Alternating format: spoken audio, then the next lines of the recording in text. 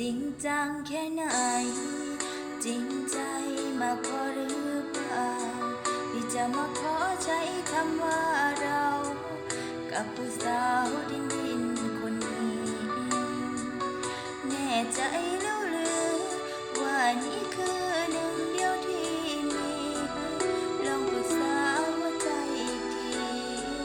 พร้อมจะหยุดตรงนี้หรือยังอย่าให้ความหวังถ้ายังไม่พออย่าหลอกให้รอถ้ามีหลายทางบอกกันบ้างอย่าคบเพื่อรอวันที่ถึงไม่ใช่เจ้าหญิงในนิยายก็อยากจะเจอเจ้าชายในชีวิตจริงคนที่แสนดีกับใจคนที่รักเราได้ทุกสิ่งไม่ต้องยกให้เป็นเจ้าหญิงแต่เป็นตัวจริงในใจของเธอก็พอ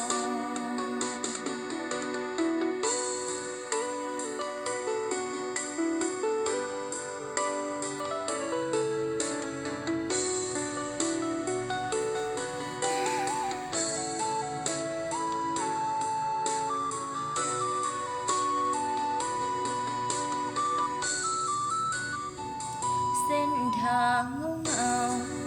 เคยเจอแต่เงารักผ่านก็คงหวังในใจไม่นานหยุดความฝันแค่การให้รอมันเจ็บรู้ไหมกับการคบคนที่ใช่ไม่พอก่อนจะบอกให้หวังให้ลองนับคนในใจอีกครั้ง